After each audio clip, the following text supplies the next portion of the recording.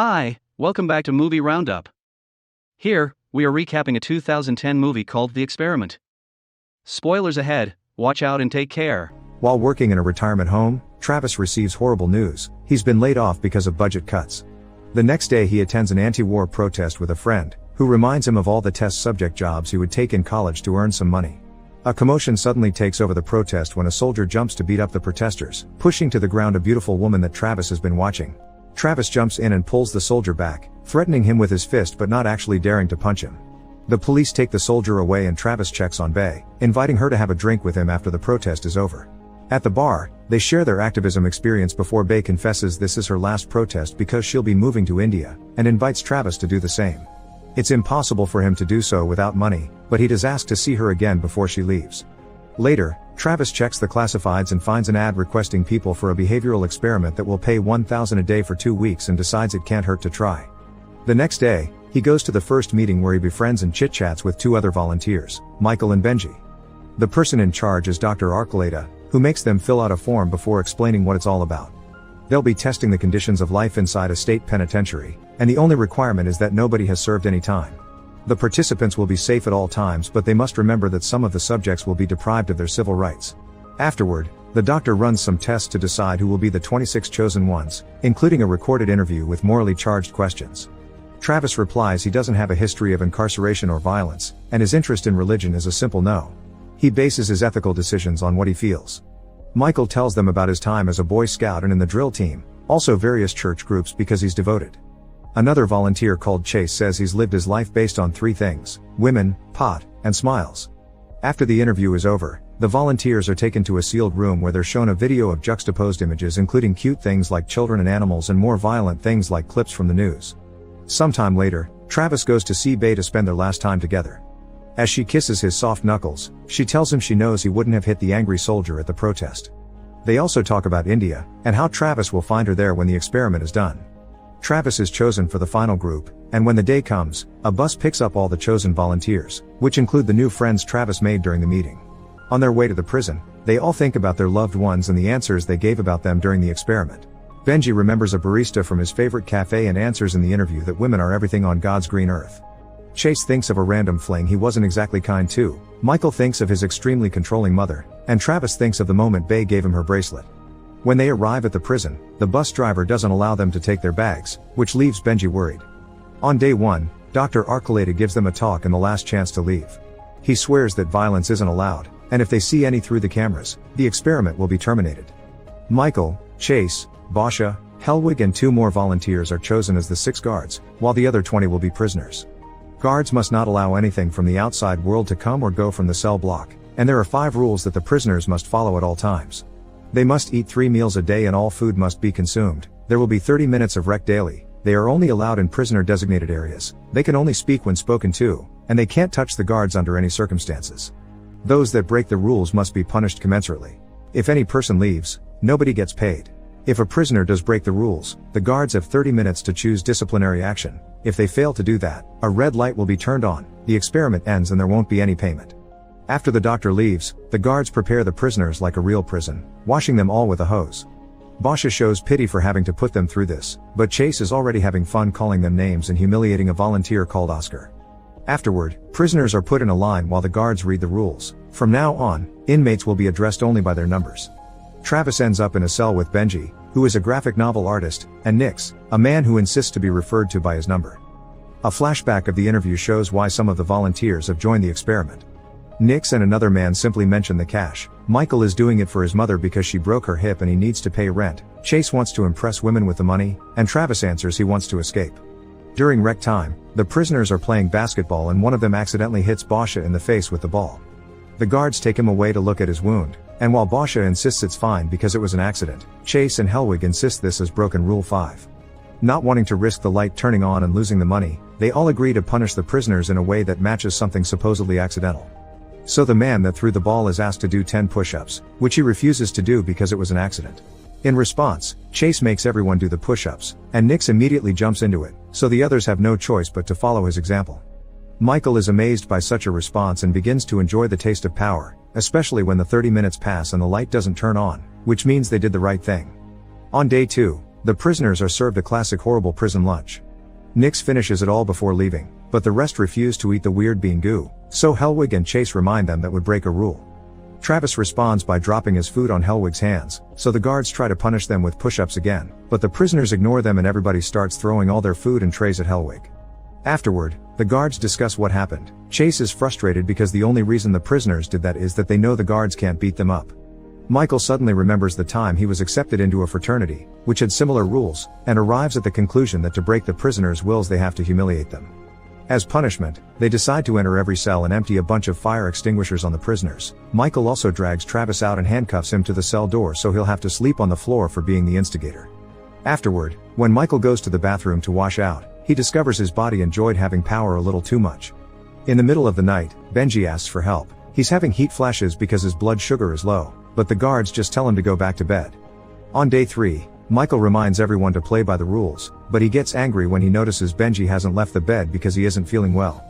The guards check the file he filled out saying he's diabetic, but he regulates it with diet. He had brought some candy bars with him, but they didn't let him keep the bag when they arrived. The guards force him to leave the bed anyway, and Travis tries to defend his friend, causing Michael to get angrier and angrier when nothing he says manages to make Travis obey. The anger gets Michael to take out his police baton, but Travis reminds him that violence would make them lose the money. The guards cut in to stop Michael from doing anything stupid and send all the prisoners back to their cells. Nix and Travis have a little talk about the intentions behind the experiment, and Nix thinks they are throwing animals in a cage to see who becomes a lion and who survives. Travis doesn't agree because he thinks humans are higher on the evolutionary tree and confesses he knows Nix lied on his application and had been to prison before, a conclusion he reached when he noticed his Aryan tattoo. Nix makes him promise not to tell anyone and reminds him he should behave not to get into trouble, because these guys behave just like regular guards. This is why Nix always follows the rules without hesitation. He just wants his cash. Back in the office, the guards are having a chat too. Chase thinks the prisoners will revolt at any moment, and while Basha doesn't agree because it would cost them the money, Michael does think they should do something to scare them into submission. The guards take Travis out of his cell and tie him to a chair to shave his head while a drinking Michael gives him a speech about weakening the leader. Then, Michael asks him if there will be respect from now on, but Travis just insults him. Furious, Michael kicks the chair to make him fall, then proceeds to urinate on him, an action some guards like Basha disagree with but others decide to join. Because the light doesn't turn on, the guards assume their punishment has been approved. However, Basha is upset, and he tells his fellow guards that if something like this happens again, he'll leave the experiment, not caring if it costs everyone the money. After Travis returns to his cell, he watches Michael from afar and remembers the interview again. When asked what he would do if a loved one was severely harmed and the law fails to prosecute, he responded he didn't think in terms of justice, because justice was what starts wars based on an eye for an eye philosophy. On day 4, Travis hides some bread in his pockets during lunch that later he takes to Benji, who is still sick in bed. Benji admits he needs insulin and he lied on his application to be accepted, thinking he could control it with food and tough it out. Travis wants to tell the guards or the scientists, but Benji refuses, saying he needs to do this to stop feeling like a fraud. Later at night, Chase tries to get busy with his hand, but Hellwig can hear him and asks him not to do it in the room. Meanwhile, Basha comes by the cells to check on Benji, who is still unwell. Travis tells him he'll pay him part of his own money if he brings over Benji's insulin, and Basha at first refuses. But eventually, he gives in for free, leaving to search for the bags they arrived with. Back to Chase, he's left the room too to get Oscar out of his cell and take him to an abandoned room that has no cameras in it. There, he tries to force Oscar onto his knees and make him use his mouth, but before they can go far, Michael finds them and demands an explanation. Chase lies and says Oscar had some intel on Travis that he didn't want to share in front of everyone, but the conversation gets interrupted again, this time by Hellwig. He takes all the guards back to the office to show them what he's found on the cameras. It's Basha, going through the bags. They go after him and after finding the insulin in his pocket, Michael gets him to confess who asked for it by promising forgiveness. Afterward, Michael takes the insulin to Benji, but also makes Hellwig take Travis to the bathroom. There, while shaving his own head, Michael says he isn't a monster, but Travis has broken the rules, and if the experiment hasn't been interrupted is because the scientists approve of his actions and Benji has always been safe. Travis thinks Michael should use his prize money to check into a mental facility, and a furious Michael decides on the next punishment. Hellwig shoves Travis' head in the toilet until he finally says aloud he's just a prisoner. At first, Travis keeps on insulting them, but eventually his spirit breaks and does as he's told. Once he's sent back to his cell, he breaks down and cries. Later in the middle of the night, the guards take Basha off the bed and beat him up as punishment in that abandoned room with no cameras. On day 5, Benji is feeling better and joining the others in the daily routine, but Michael has another surprise for them. Basha will become a prisoner for breaking the rules. Annoyed by Michael's condescending speech, Travis takes off his uniform shirt, and while his fellow prisoners follow his lead, he climbs a cell door to ask the camera to open the gates. Michael drags him down and presses him to the floor with his baton on Travis' neck, so Benji tries to help by hitting Michael on the back of his head. Michael responds by hitting him hard with his baton, which leaves Benji twitching and bleeding on the floor. As punishment, Michael orders the guards to divide the prisoners up and isolate them so they can't communicate. Travis gets the worst of it when they lock him inside an old boiler pipe for the night, and even in that pipe there's a camera. One of the guards isn't very happy with this mess and wants to leave, calling Michael crazy, but once again, Michael reminds me no red light means they're behaving correctly, so nobody is leaving. On day 6, Chase visits Oscar in the abandoned room to hit him and finish what they started the other day. Meanwhile, Travis is starting to lose his mind, but he gets an idea when he remembers he still has his bracelet. He takes it off and uses it to open the pipe door, hearing Oscar's cries for help as soon as he comes out. Travis rushes to save him, hitting Chase from behind and grabbing him while Oscar knocks him unconscious with his own handcuffs. Then they use Chase's keys to free all the prisoners. Nix is finally tired of playing nice, but it's too late for Benji. He's died from his injuries. The prisoners are furious and ready to fight. As they begin attacking the office door to get it open, Michael grabs a knife to defend himself, but the other guards think he's crazy since they are clearly outnumbered. They run away and Michael follows them, trying to convince them to stay behind and fight to recover power, but they can't leave the building because they can't open the gates from inside. The prisoners catch up with them and begin beating the guards up, with Travis calling dibs on Michael. When Michael tries to use the knife, Travis catches it with his hand and, after pushing Nix out of the way, he begins beating up Michael as well. The fight suddenly ends when the red lights finally flash and the gates are opened, allowing everyone to get out. Hours later, the bus comes to pick them up, and everyone returns home with a hefty check in hand and wearing the same clothes they arrived in as if nothing happened.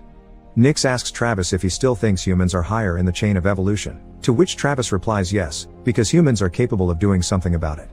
Many days later, the experiment appears on the news. Dr. Archuleta is being tried for manslaughter in Benji's death, and most of the prisoners agree to testify against him. Travis travels to India and meets with Bay, who notices his knuckles are not soft anymore. The movie ends here. Thanks for watching. Please like, comment and subscribe our channel.